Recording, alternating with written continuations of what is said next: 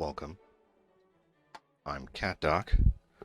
Today we're going to talk about when you bring your new cat or kitten home. We're going to start with adults. This is Izzy. Izzy just got adopted. Congratulations, Izzy. Our new family's going to bring in her home. I don't know if you can see. I'm going to get out a flashlight here. Izzy has a little bit of scarring in her left eye. Sorry, this is so bright, love. Oh, I know. Let me turn that down.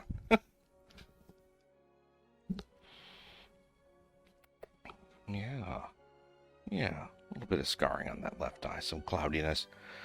Probably from when she was a kitten and having rhinotracheitis virus or some other kind of injury to her cornea. She's left with a little bit of scarring. She'll be fine. I don't think anybody's going to be expecting her to take any driving tests anytime soon. Yeah, just going to have a nap. So things we want to have set up, ready to go for your adult cat and kittens. While it might be obvious to you, it is not obvious to everybody. So, the basics. Food, water, litter box, light, a blankie, some toys, and 45 minutes a day with you, with them. We'll start with food. Move this out of the way so we can stare at the beautiful, beautiful silver tabby that Izzy is. Silver spotted tabby, silver broken mackerel, something like that. Very unusual color. I wonder if she had some Bengal in the woodpile or who knows, just a gorgeous, gorgeous girl. For food, for adult cats, I want to see one of the first two ingredients be a named creature. For example, chicken, ground chicken, or chicken meal. It's okay for poultry byproduct meal to be in there. I just don't want it to be the only thing in the first two ingredients with a bunch of grains like chicken byproduct meal and ground yellow corn. Can it keep a cat alive? Yeah, but there's much better foods out there. So again, for adult cats, I like to see one of the first two ingredients be a named animal or meal or ground thereof. First ingredient, it could be corn. First ingredient could be byproduct meal. That's fine. But again, as long as the second one is some named creature. So turkey, ground turkey, turkey meal, beef, ground beef, beef meal, for example. You want to look at the bag near the ingredients. There's going to be a statement by the AAFCO, the American Association of Feed Control Officials, discussing what the ingredients in that food are, let's just say, good for. So for adult cats, there's the statement is complete and balanced for adult maintenance. There's two other ways they can phrase other foods. If it's nice and high calorie and it's sufficient for pregnant mothers, nursing mothers, or kittens, it'll say growth and lactation, for example. Or the front of the bag will say kitten food. So growth and lactation is what we want for a pregnant mom, a nursing mom, and the babies until the babies stop getting taller and longer. That could be 10 months, that could be 12 months old.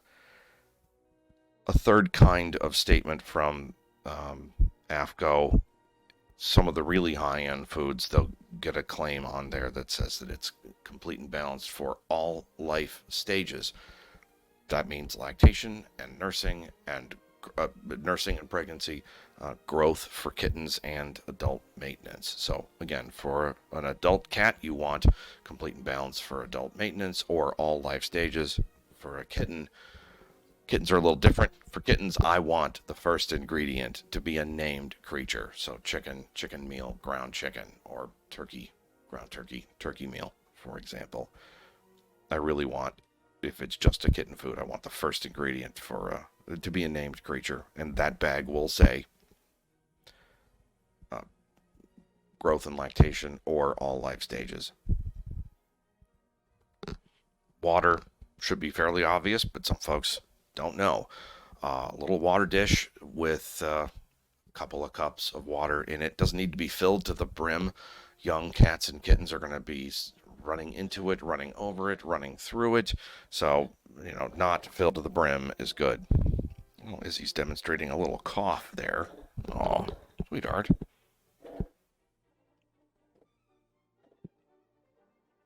Groupy little cough. Oh. She got spayed about a month or two ago, so it's not irritation from the trach tube. I'll have to keep an eye on that. That could be her rhinotracheosis virus popping up, or she's also been loose and running around up front. She could have breathed some dust in, but that sounds like it might be needing some antibiotics. No. Water, a dish or two of water. Keep their food and water away from their litter box. Don't put the food and water next to the litter box. It'll make them either averse to the food and water, or it'll make them averse to their litter. I like to set up new kittens or cats in a room of their own. It's one small confined space. We can all keep some control over them. So, not full run of the house on day 0 when you bring them home, open the cage, and let them fly. I want them contained. Bathroom, bedroom, den, office, whatever. Probably not an office. They're going to be exploring and kind of destructive those first couple of days. But one room is usually sufficient. Ideally, it's a room where their litter box is going to stay there after they get full run of the house. I'm going to move shaky cam so we can keep an eye on Izzy over here. Yeah, pretty girl. Well, hi.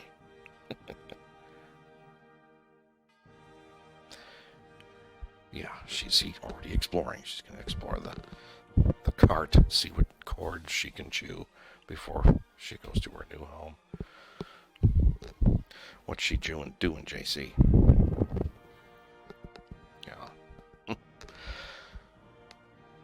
Keep their food and water away from their litter box. Set them up in a room of their own. Food, water, litter box. A night light. Very important to have a little bit of light. In fact, I recommend all of my cat, kitten, dog, puppy owners to put a night light, one, in every room that you can stand it. I can't sleep in a room with night lights, but I'll see if I can demonstrate here in my exam room. I'm not saying every single outlet. I'm saying just one in the room can really make a big difference. I mean, it's actually pretty amazing. These little cameras are picking up. It's pretty low light in here, but for cats who are stressed, for cats who are anxious, if we can take the shadows away, there's nowhere for the jackals of their imagination to hide out. So a little bit of light. I've solved a lot, or helped quite a few, anxiety, combat, and litter box issues over my 27 years as a veterinarian by having folks put some night lights around the house. So, new cats in their room, food, water, litter box, night light, maybe a radio on low, something just human voices, so sports talk or AM talk or NPR or just something droning, maybe loops of my videos so everybody can fall asleep easier. But the new cat's going to stay in that room for at least a day until they're completely familiar and comfortable with every nook and cranny of that first room. Kittens, we're probably going to keep them in this room for longer than an adult cat. So what do we do if there's already original cats in the house? So you've got 1, 2, 5 other cats in the house. They're all sniffing under this door. Who is this stranger? I'd like the new cat to learn the layout of the house, unstalked, unattacked, unmolested by the original house cats. So that room you just set up, you're going to operate it in shifts. So the new cat gets shifted out into the rest of the house. All the original cats get put into that room so they can learn the new cat's smells. They can explore the new cat's litter box. They can explore mainly the odors of the new cat. Cat's sensorium is very, very, very smell focused. The new cat can start to learn the layout of the house, where to jump up, the escape routes, where to turn, what's around every corner.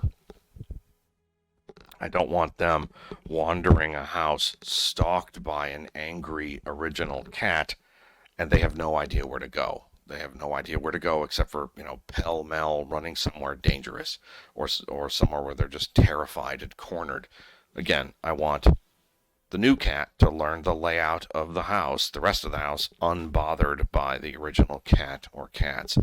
Whether you do that in a 6-hour shift or a 12-hour shift or a 24-hour shift, totally up to you. But for about 5 days to a week, you're going to be letting the new cat learn the layout. And at some point, you'll get a feel for their body language. They'll start trotting around or making beelines from point A to point B much faster in the new layout of the house when they learn here's where the rest of the food is, here's where the water is, here's where the other litter boxes are. And then when you swap back, the original cats will start smelling the new cat in and around their original house. Again, the spreading of smells is very, very important for cats. Did you make a beeline to the sharps? Good grief. Every cat does this. They make a beeline to the sharps cabinet. Yeah, there's nothing interesting in there for you.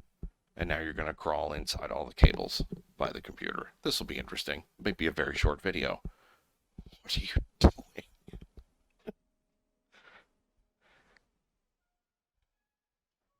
Oh, good grief. So eventually, after the new cat has mastered the layout of the rest of the house, you're going to have controlled introductions. I would have a blanket or a towel or two handy in case there is some combat. You can loft it gently over one of the two cats. I would only use that in a resort of actual physical blows. You are going to get hissing and growling for 2 months from your original adult cats when you introduce a new cat or kitten. I have placed, as of this recording, 1,130 mostly kittens and some cats in the past 27 years. I am very experienced with the owner's side of the story about what happened. So I am telling you, you're going to get a month or two of hissing and growling. A hiss means I'm scared. A growl means I'm angry. You're not going to get sleeping together like yin and yang on first day. It's happened, but I would not push it. I would not try it. So you're going to get some grumbling and growling from the original cat. The new cat is also going to hiss back and might growl back. Actual physical blows, it takes quite a bit of intensity of combat before claws actually come out. It's usually unclawed thumping, thousand hand slap kind of interaction. As long as there's no bleeding, as long as there's no screaming, I'm okay leaving them be.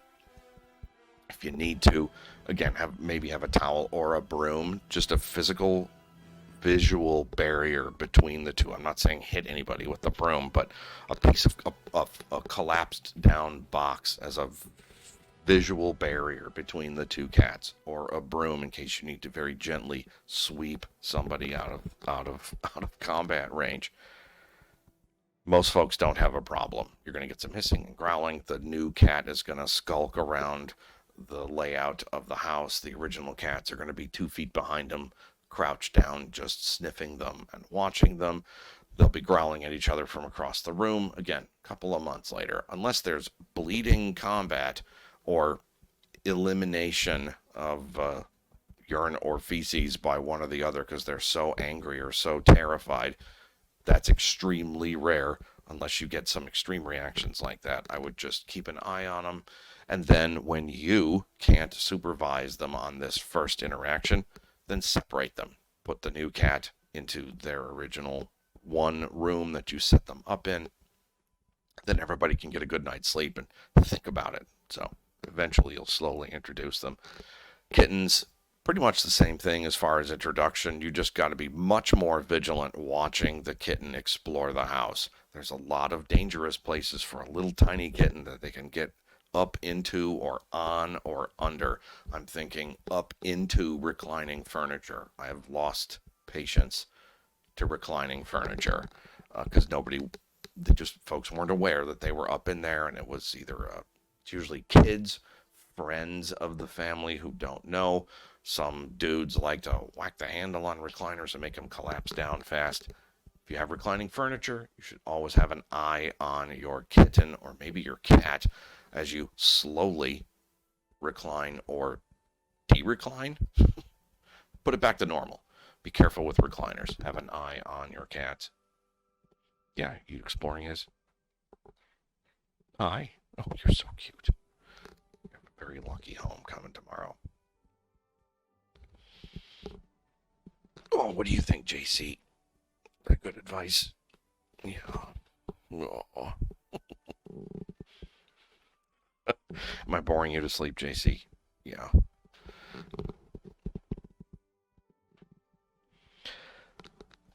Blankies.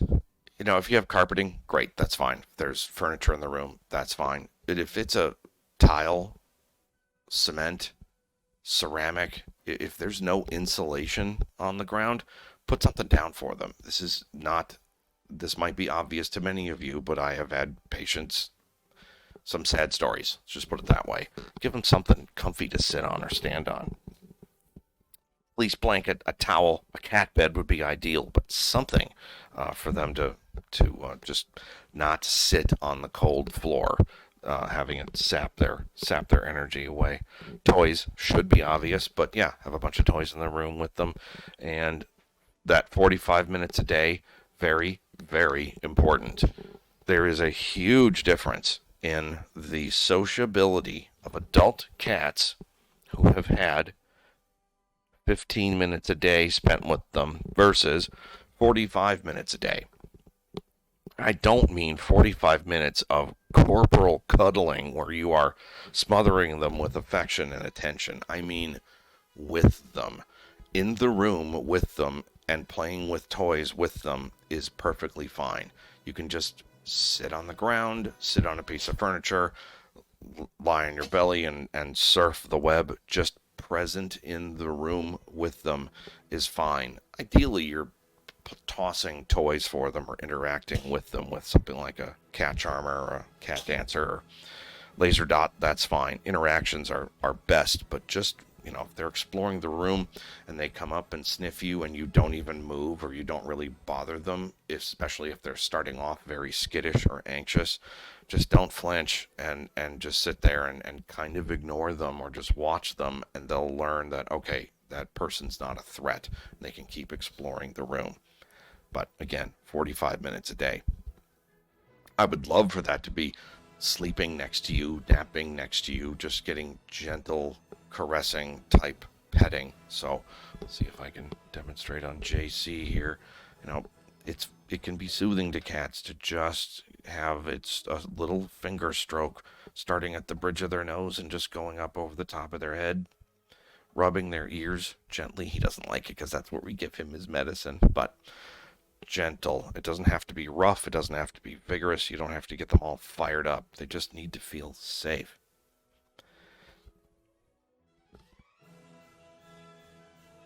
Immediately after filming this, I'm going to go get a litter of kittens and give basically the same talk, and there's other things with kittens that are really, really important. A good kitten, one of my main kitten points, also goes for adult cats. Sometimes you'll get a middle-aged or an adult cat who has been roughly handled as a kitten. Rough hand games or wrestling, or maybe not handled very much or not handled kindly. Some of them have been hit. So Go slow. Let them sniff and smell your fingers. Nobody should be playing any kind of hand games. No, can you swat at my hand successfully? Can you catch my fingers? Can you, let's, don't make your hand into a claw and start wrestling with them. Because all you're doing is encouraging bad behavior. You're training them how to fight people, where to nip, where to bite. I don't want any kitten or cat given any excuse to think that hands are a potential combat playmate. Hands are just for love and affection.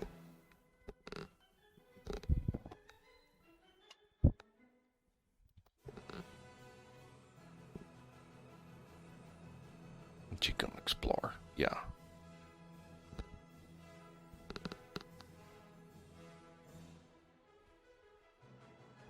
Gonna groom. Okay.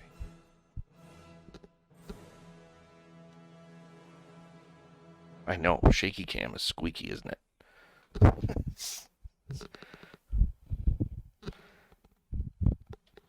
Okay, we'll just focus on JC. Everybody likes looking at JC. Yes.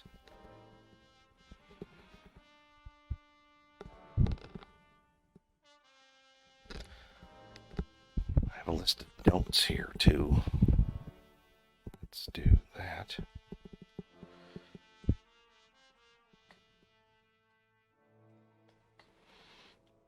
No hand games. No rough wrestling.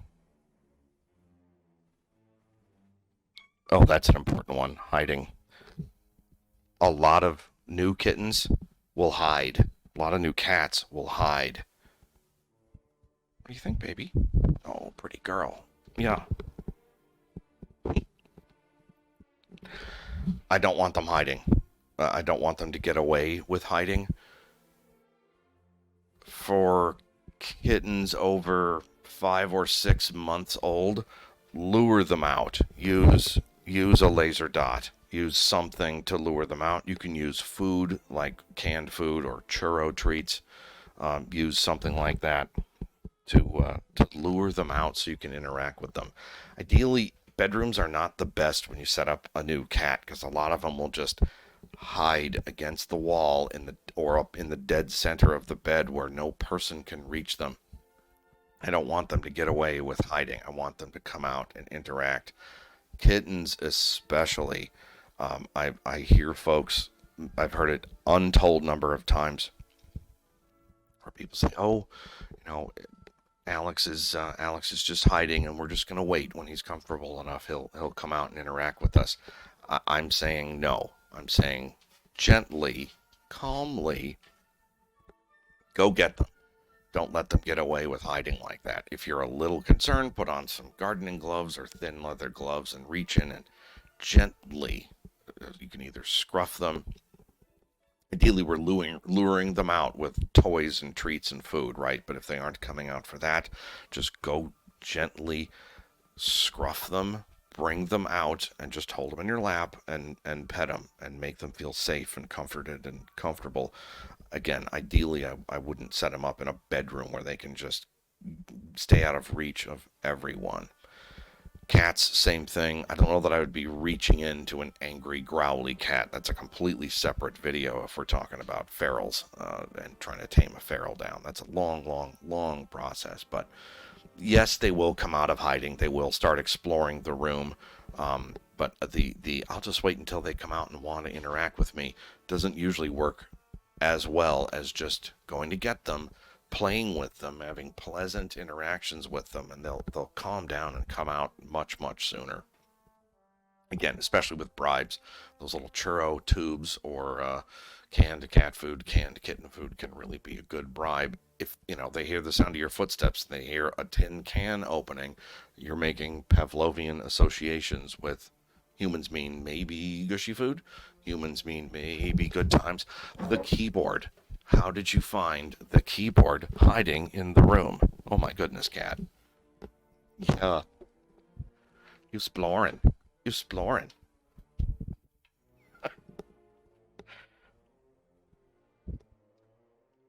You're a very silly girl. Yeah, I think I'm going to have to go get the kittens because they can't climb up and get into my gear. Don't let them hide. The kittens with the biting, we'll talk about that in the next video. Again, never hit your cat. Don't even flick at them. Don't flick their ear. Don't flick their nose. Don't flick their chin. You can very quickly train them to just hate hands. That's not what we want. Keep them out of drafts. Keep them out of the cold.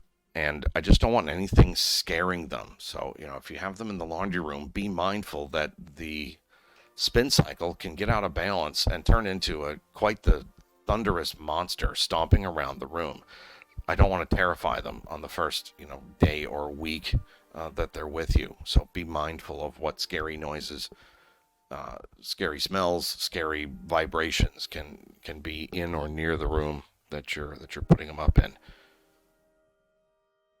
That's enough for this video. Like I said, I'm going to stop this one and go fill the room with some naughty, fun kittens and kind of do the same talking over again. I know. I just want to show everybody how pretty you are. Come here, Izzy. Come here. Look at this pretty girl. Oh no, hold still. She's about 7 months old and very, very feisty. Yeah, okay. Do you want to say hi to JC?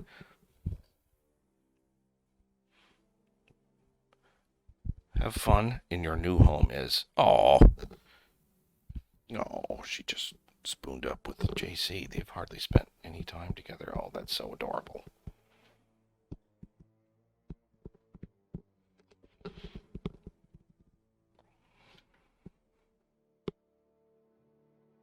There, you can see your eye. Yeah. Long, happy life to you, Is.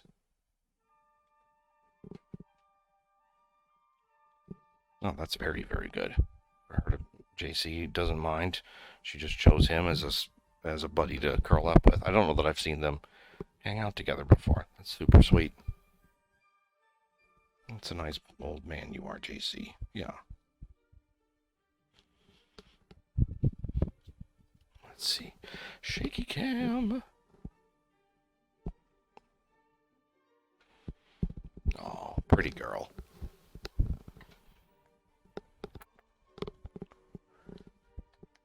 Yeah. Thanks, sis. Have a good life.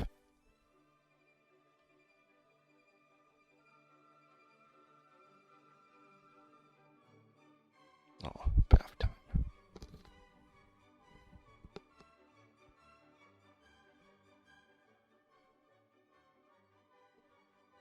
Oh, goodness. Giving us quite the demonstration. If you're ever wondering why cats get chin acne, they can directly groom every square inch of their body, or she just did it a couple of seconds ago. They lick their arm and then wipe their head. They can groom every square inch of their body except the triangle underneath their chin. So if you get skin oil, debris, other things building up there, they can be more prone to getting skin conditions underneath. Little blackheads that we call acne, or they can get outright infections, very, very similar to human pimples. Okay, we'll give Her Highness her privacy while she finishes bathing. Wish her a fun new name and a loving forever home. And, Izzy, I don't want to see you for a year. You hear me? Yeah.